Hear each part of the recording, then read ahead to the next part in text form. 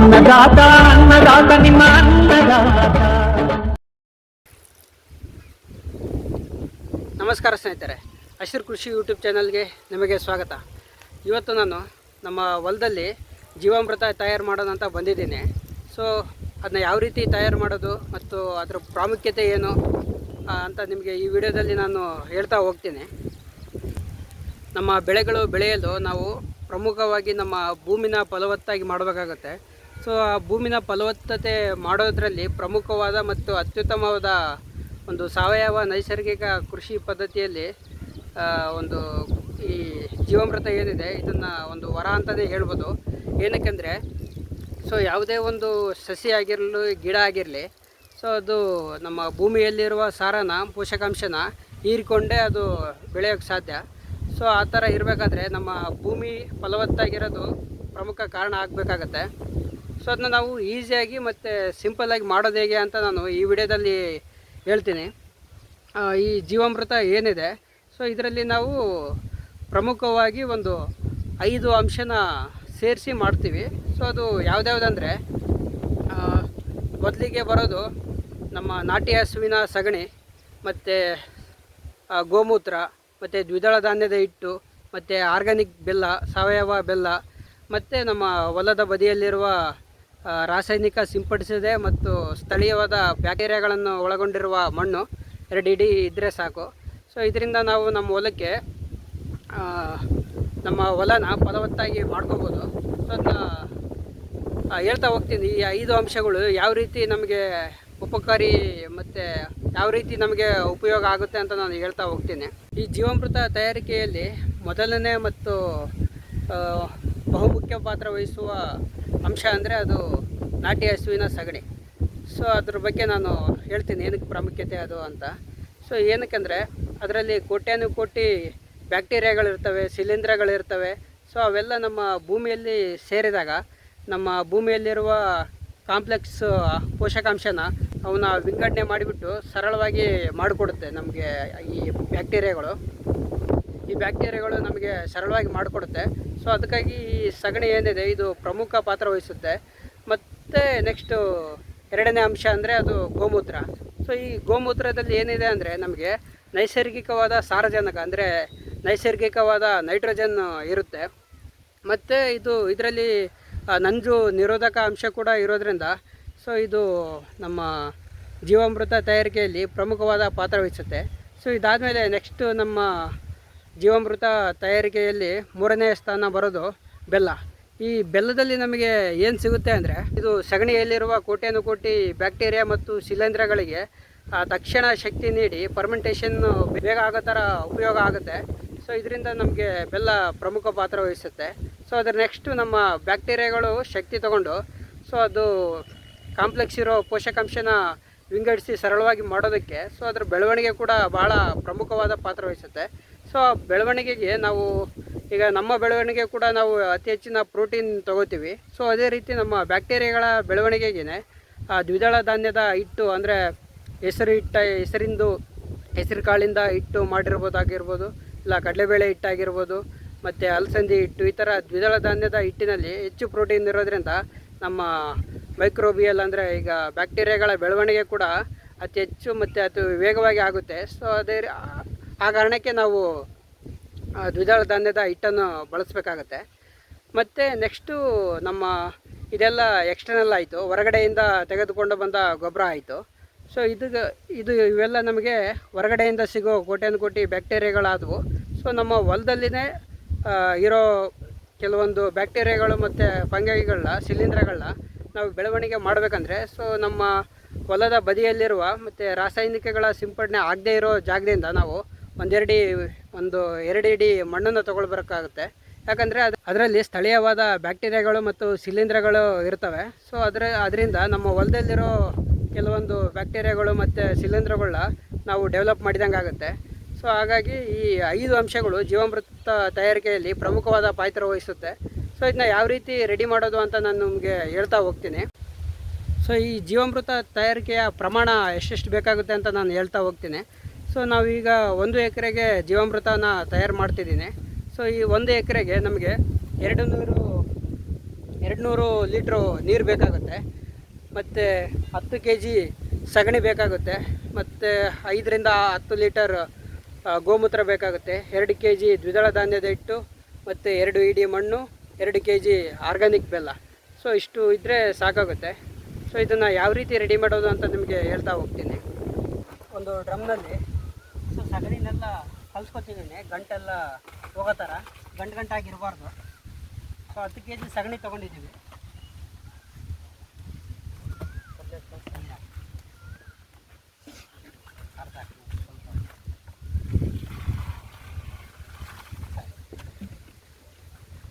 So ಇದನ್ನು ಗಂಟನ್ನೆಲ್ಲ ನಿವಾರಿಸೋ ರೀತಿ so ಇದನ್ನ ಮಿಕ್ಸ್ ಮಾಡ್ಕೊತಿದ್ದೀನಿ.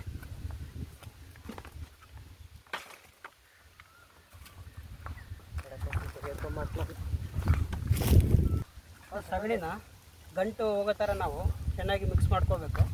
ಮತ್ತು 2 ಕೆ ಜಿ ಕಡಲೆಬೇಳೆ ಹಿಟ್ಟನ್ನು ಸಹ ನಾವು ಒಂದು ಸ್ವಲ್ಪ ನೀರಿನಲ್ಲಿ ಮಿಕ್ಸ್ ಮಾಡಿಕೊಂಡು ಯಾವುದೇ ರೀತಿ ಗಂಟು ಇರದಂತೆ ನಾವು ಮಿಕ್ಸ್ ಮಾಡ್ಕೋಬೇಕಾಗತ್ತೆ.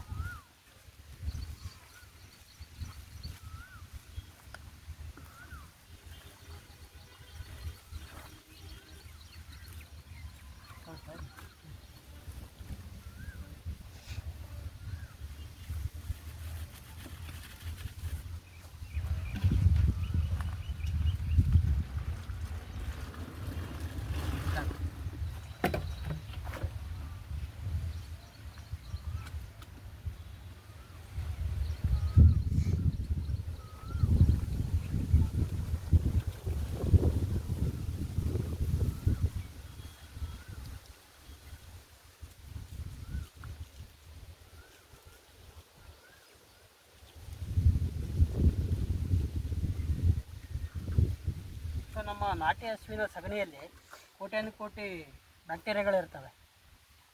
ಸೊ ಇದರಿಂದ ನಮ್ಮ ಹೊಲ ಫಲವತ್ತಾಗಿ ಮತ್ತು ಮೃದುವಾಗಿ ಮತ್ತು ಒಂದೊಳ್ಳೆ ಆಹಾರನೇ ಅಂತ ಹೇಳ್ಬೋದು ನಮ್ಮ ಸಸ್ಯಗಳಿಗೆ. ಸೊ ಇದರಿಂದ ನಾವು ನಾಟಿ ಹಸುವಿನ ಸಗಣಿನೇ ಭಾಳ ಯೂಸ್ ಮಾಡಬೇಕು.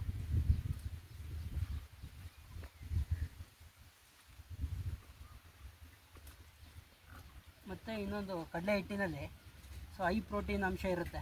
ಇದು ನಮ್ಮ ಬ್ಯಾಕ್ಟೀರಿಯಾಗಳ ಬೆಳವಣಿಗೆಗೆ ಪ್ರಮುಖವಾದ ಪಾತ್ರ ವಹಿಸುತ್ತೆ. ಕಡಲೆ ಹಿಟ್ಟಾಗಿರ್ಬೋದು, ಮತ್ತು ಹೆಸರುಬೇಳೆ ಹಿಟ್ಟಾಗಿರ್ಬೋದು, ತೊಗರಿ ಹಿಟ್ಟಾಗಿರ್ಬೋದು, ಮತ್ತು ಅಲಸಂದಿ ಹಿಟ್ಟಾಗಿರ್ಬೋದು. ಸೊ ಇದು ಯಾವುದೇ ರೀತಿ ನಾವು ಹಿಟ್ಟನ್ನು ಹಾಕ್ಕೋಬೋದು. ಮತ್ತು ಇನ್ನೊಂದು ಜೀವಾಮೃತ, ಈಗ ನಾಟಿ ಹಸುವಿನ ಸಗಣಿ ಸಿಗಲ್ಲ, ಗೋಮೂತ್ರ ಸಿಗಲಿಲ್ಲ ಅಂದರೂ ಕೂಡ ಸೊ ಈ ಥರ ದ್ವಿದಳ ಧಾನ್ಯದ ಹಿಟ್ಟನ್ನೇ ನಾವು ಕಲಸಿ ನಮ್ಮ ಹೊಲಕ್ಕೆ ಕೊಡೋದ್ರಿಂದ, ನಾನು ಆಗಲೇ ಹೇಳಿದ ಥರ ನಮ್ಮ ಹೊಲದಲ್ಲಿ ಸ್ಥಳೀಯವಾದ ಬ್ಯಾಕ್ಟೀರಿಯಾಗಳು ಏನಿರ್ತಾವೆ ಅಂತ ಹೇಳಿದ್ದೆ. ಸೊ ಅದಕ್ಕೆ ಒಂದು ಪ್ರೋಟೀನ್ ಸಿಕ್ಕಂಗಾಗಿ ಸೊ ಅದ್ರ ಬೆಳವಣಿಗೆ ಕೂಡ ಜಾಸ್ತಿ ಆಗುತ್ತೆ. ಸೊ ನಾವು ಈ ರೀತಿ ವಾರಕ್ಕೊಂದ್ಸರಿ ನಮ್ಮ ಈ ದ್ವಿದಳ ಧಾನ್ಯದ ಹಿಟ್ಟನ್ನೇ ಸಹ ನಾವು ಕಲಸಿ ಕೊಡ್ಬೋದು ನಮ್ಮ ಹೊಲಕ್ಕೆ. ಸೊ ಹಸುಗಳು ಇಲ್ಲ ಅನ್ನೋರು ಈ ರೀತಿ ಮಾಡ್ಕೋಬೋದು.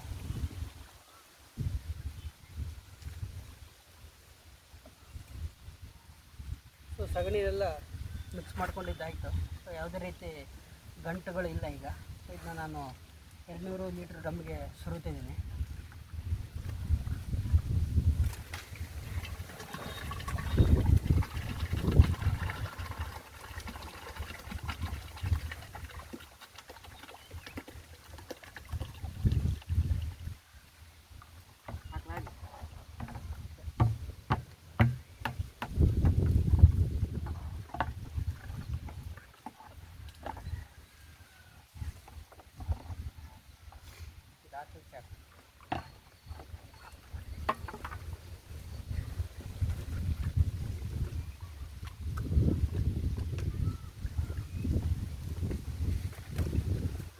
ಸೊ ಈಗ ಇದಕ್ಕೆ ನಾನು ಒಂದು 5ರಿಂದ 10 ಲೀಟ್ರು ಮಟ್ಟಿಗೆ ನಮ್ಮ ಗೋಮೂತ್ರನ ಹಾಕ್ತಿದ್ದೀನಿ.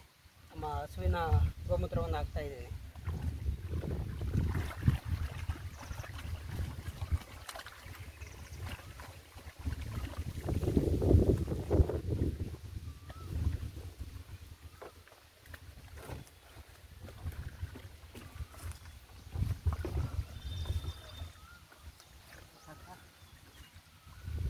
ನಂತರ ಮತ್ತು ಕಡಲೆ ಹಿಟ್ಟನ್ನು ನೀರಿನ ಜೊತೆ ಮಿಕ್ಸ್ ಮಾಡಿ ಯಾವುದೇ ರೀತಿ ಗಂಟುಗಳಿಲ್ಲದಂತೆ ನೋಡಿಕೊಂಡು ಸೊ ನಮ್ಮ ಡ್ರಮ್ಗೆ ಸುರುತ್ತಿದ್ದೀವಿ.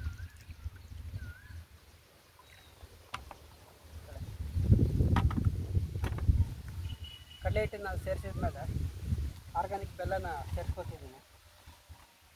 2 kg ಆರ್ಗ್ಯಾನಿಕ್ ಬೆಲ್ಲ ಇದೆ ಇದು.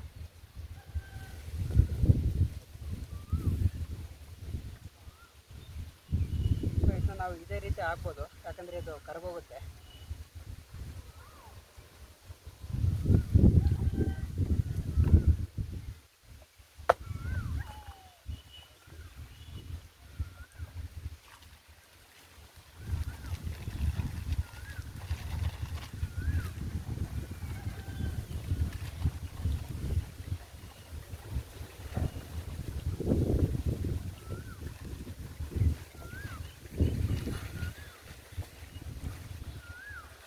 ಆರ್ಗ್ಯಾನಿಕ್ ಬೆಲ್ಲ ಸೇರಿಸಿದಾದ್ಮೇಲೆ ನಮ್ಮ ಹೊಲದ ಬದಿಯಲ್ಲಿರುವ ಮಣ್ಣನ್ನು ಹಾಕ್ತಾ ಇದ್ದೀನಿ. ಸೊ ಇದ್ರ ಪ್ರಾಮುಖ್ಯತೆ ಏನು ಅಂದರೆ, ನಮ್ಮ ಹೊಲದಲ್ಲಿ ಸ್ಥಳೀಯವಾದ ಬ್ಯಾಕ್ಟೀರಿಯಾಗಳು ಮತ್ತು ಫಂಗೈಗಳ ಬೆಳವಣಿಗೆ ಮತ್ತು ಇದರಲ್ಲಿ ಸೇರಿಸಿದಂಗೆ ಆಗುತ್ತೆ, ಮತ್ತು ಅದರ ಬೆಳವಣಿಗೆ ಕೂಡ ಹೆಚ್ಚಾಗೋದ್ರಿಂದ ಸೊ ಇದು ಕೂಡ ನಮಗೆ ಉತ್ತಮವಾದ ಅಂಶ ಆಗಿದೆ ಜೀವಾಮೃತ ತಯಾರು ಮಾಡೋ ಪ್ರಕ್ರಿಯೆಯಲ್ಲಿ. 200 ಲೀಟರ್ ಡ್ರಮ್ಮಿನಲ್ಲಿ 10 kg ನಾಟಿ ಹಸುವಿನ ಸಗಣಿ ಹಾಕಿದ್ದಾಯಿತು, ಮತ್ತು 5 ರಿಂದ 10 ಲೀಟರ್ ಗೋಮೂತ್ರ ಹಾಕಿದ್ದೀವಿ. ನೆಕ್ಸ್ಟು 2 kg ದ್ವಿದಳ ಧಾನ್ಯದ ಹಿಟ್ಟು, ಕಡಲೆಬೇಳೆ ಹಿಟ್ಟನ್ನು ಹಾಕಿದ್ದೀನಿ, ಮತ್ತು 2 kg ಆರ್ಗ್ಯಾನಿಕ್ ಬೆಲ್ಲ, ಮತ್ತು ನಮ್ಮ ಹೊಲದ 2 ಇಡಿ ಮಣ್ಣನ್ನು ಸಹ ನಾನು ಹಾಕಿದ್ದೀನಿ. ಸೊ ಇದೆಲ್ಲ ಹಾಕಿದ ಮೇಲೆ ನಾವು ಸೊ ಒಂದು ಪೈಪ ಆಗಲಿ ಇಲ್ಲ ಯಾವುದಾದ್ರೂ ಒಂದು ಕೋಲಿನ ಸಹಾಯದಿಂದ ಸೊ ಇದನ್ನು ನಾನು ಕ್ಲಾಕ್ ವೈಸ್ ಡೈರೆಕ್ಷನ್ನಲ್ಲಿನೇ ತಿರುಗಬೇಕಾಗುತ್ತೆ. ಸೊ ಇದು ಏನಕ್ಕೆ ಕ್ಲಾಕ್ ವೈಸ್ ಡೈರೆಕ್ಷನ್ ಅಂದರೆ, ಸೂಕ್ಷ್ಮಾಣು ಜೀವಿಗಳು ಇದರಲ್ಲಿ ಏನಿದ್ದಾವೆ ಸೊ ಅದು ಯಾವಾಗಲೂ ಕ್ಲಾಕ್ ವೈಸ್ ಡೈರೆಕ್ಷನ್ನಲ್ಲಿನೇ ಅದು ತಿರುಗ್ತಿರ್ತವೆ. ಸೊ ನಾವು ಅಪೋಸಿಟ್ ಡೈರೆಕ್ಷನಲ್ಲಿ ತಿರುಗೋದ್ರಿಂದ ಸೊ ಅವುಗಳಿಗೆ ಹಾನಿ ಆಗ್ಬೋದು. ಸೊ ಹಂಗಾಗಿ ನಾವು ಯಾವಾಗಲೂ ಕ್ಲಾಕ್ ವೈಸ್ ಡೈರೆಕ್ಷನಲ್ಲಿನೇ ತಿರುಗಬೇಕು. ಸೊ ಈ ಥರ ನಾವು 7 ದಿನದವರೆಗೂ ಬೆಳಗ್ಗೆ, ಮಧ್ಯಾಹ್ನ ಮತ್ತು ಸಾಯಂಕಾಲ ತಿರುಗೋದ್ರಿಂದ ಅವುಗಳ ಬೆಳವಣಿಗೆ ಹೆಚ್ಚಾಗಿ ನಮಗೆ ಜೀವಾಮೃತ ರೆಡಿ ಆಗುತ್ತೆ 7ನೇ ದಿನಕ್ಕೆ. ಸೊ ಆಮೇಲೆ ನಾವು ನಮ್ಮ ಹೊಲಕ್ಕೆ ಇದನ್ನ ಕೊಟ್ಕೋಬೋದು.